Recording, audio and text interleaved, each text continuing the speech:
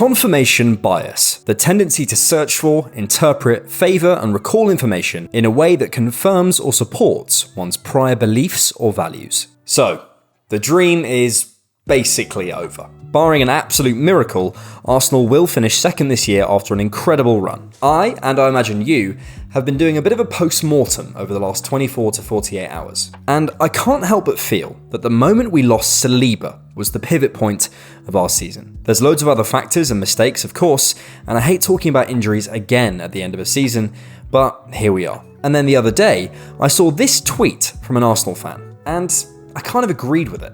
I'm fed up with injuries seeming to derail us season in, season out too, and like this fan says, it does seem to happen no matter who our physios are, who we sign, no matter who's in charge, and no matter where we are in the table. Top young prospects, experienced internationals, it seems not to discriminate. But then I took a step back, because it got me thinking, surely every fan of every club feels like this. You never hear fans in a pub talking about what great luck their local team has had with injuries this year. It's like the referee, or train delays, or your health. You only talk about it when it goes wrong. So are we actually unlucky with injuries, or is it confirmation bias because we focus so intently on our club? And sure enough, another quick Twitter search later, I found fans of pretty much every club saying the same. They are the specific, special, unlucky ones. And it's not just fans. Since this has been on my mind, on my usual podcast rounds this week, I've heard pretty much every athletic football correspondent talk about injuries as part of the reason the club they cover aren't doing so well this season. So, what's the truth? We can't all be unlucky. I'm going to have a look at the data to see if Arsenal specifically have a fair case here. I'll also be looking at Arsenal's competition across the top 6, which includes Spurs for now. The first thing to say is that publicly available injury data is absolutely terrible. There used to be all sorts of injury trackers and tables, and you can still see who's out currently on premierinjuries.com, but the historical data especially is really hard to find, as it's a little all over the place. And it kind of makes sense. No club wants to be too obvious about who is or isn't going to be available for a match. Managers play mind games, and I'm sure injuries are often reported when there's actually other issues going on, and vice versa. So keeping an accurate record is tough. Back injury, anyone? The best I could find is Transfermarkt's absences sheet. The webpage is in German and it takes half an hour to load, but it is correct as far as I can tell. Look at that absolute eyesore. Red is unavailable, green is started, pale green is came off the bench, yellow is stayed on the bench. For the purposes of this, I'm only going to be counting the unavailable league games that are confirmed as injuries with the little plus sign, not just all the red unavailable slots. There's a few reasons that I'm doing that. There's often a red absence before and after a player's transfer where they're not injured, they're just not in the squad or they're unregistered, so it's unfair to include it as an injury. Red in this case just means absent, so it might mean they just didn't make the matchday squad because of numbers, so the absence is not necessarily an injury. In Chelsea's case, that happens a lot. And finally, if a player is out for a single game, it might be that they just weren't risked rather than really injured and could have played if pushed. Does that count?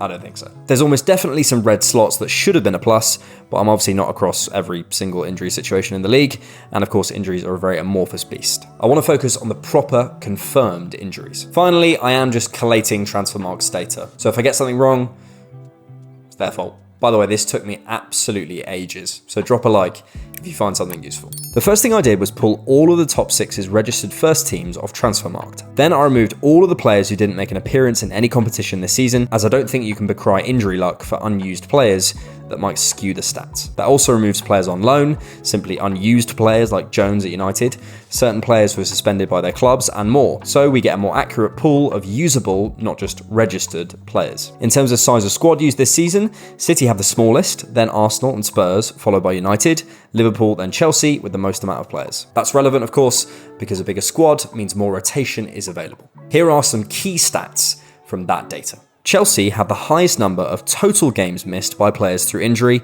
with 171. Arsenal in the middle of the pack on 102, and City are way out in front with the lowest number of games missed, just 41 across their squad. That all means then, averaging it out against squad size, City players have missed an average of 1.86 matches each this season. Incredible. Arsenal players are at 4.43 per player, and the highest on average is still Chelsea, even with their massive rotatable squad, with 5.7 matches missed per player. In terms of players who've missed 10 games or over, Arsenal are pretty well represented with 6, Elneny, Jesus, Nelson, Saliba, Tomiyasu and Zinchenko.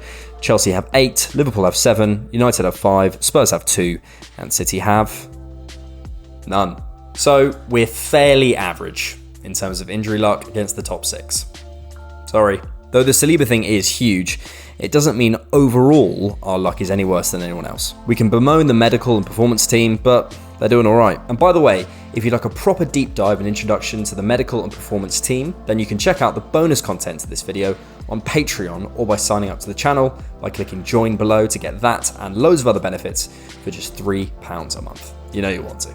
But what about player importance? Do we have bad luck in terms of the specific players who get injured?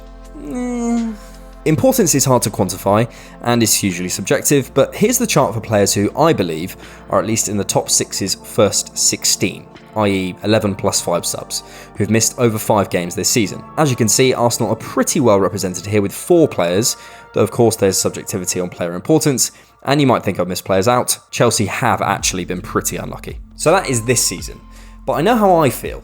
Doesn't quite satisfy me. It still feels like injuries derail us every year. We must be a bit unlucky. So I looked further back. Is this just a particularly unlucky year? How are we doing compared to seasons of the past? Well, again, only counting players who made at least an appearance in the last few years in all comps, here's our last 5 seasons stacked up against each other in terms of games missed. We had a slightly bloated squad in seasons gone by, which is worth taking into consideration when looking, so I've put the average per first team player on there. Depending on what happens in the last 2 games, we look like we're heading for a fairly average year, and actually our second lowest in terms of total games missed. Last year was actually a pretty good year, but it didn't feel like it, right? Okay, so that's all fine.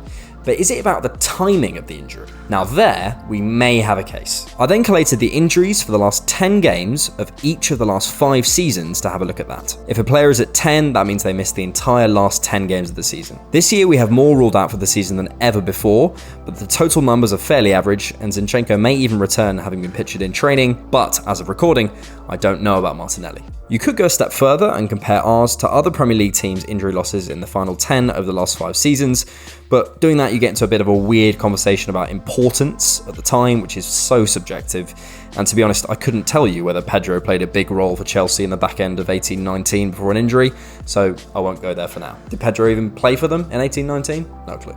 I suppose what we can look at as fans is how we feel about the players we lost at the time it happened for us. Partey and Tierney were huge misses last year, but 18-19 looks tough too when you consider the importance of the players at the time, not how we may feel about them looking back now. Is this then our roughest year in terms of the importance of the profiles? Or maybe it's rough because of the specific position that's been hit, the right side of our defence. Whether it's better or worse, only you can decide for yourself. So what's this really about? What we want to do in basically every aspect, of course, is to be like City, but especially in injuries. City share their minutes out so much better than Arsenal, with City only having 6 players in their first team squad with less than 1,000 minutes, and Arsenal having 11. Look at their bench against Everton.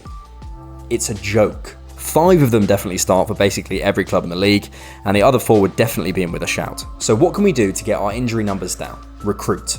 Recruit the right profiles who are durable, and rotate more. It's as simple as that. When we look into the market, moving forward we must find players who are top quality, but also versatile, so we're able to have a fresh, dependable first 17 or 18 who can all play minutes and be ready, able to be played in a number of positions. We currently only have 12 or 13, in my opinion. We are in a new age of squad building. It's no longer A team and B team, 2 in each position. It's a first 17 or 18 who could all play and cover all slots, with a few young players and keepers behind them. Then you don't drop off quality-wise ever, and you can rotate to avoid injury. To beat the best, you first have to match them. Don't get drawn into confirmation bias and think we're the exception to the rule. I'm saying that to you, but it's really for me. We're not particularly unlucky, and this season hasn't been particularly bad. We just have a way to go to not drop off quality-wise, and this summer is a huge chance to rectify just that.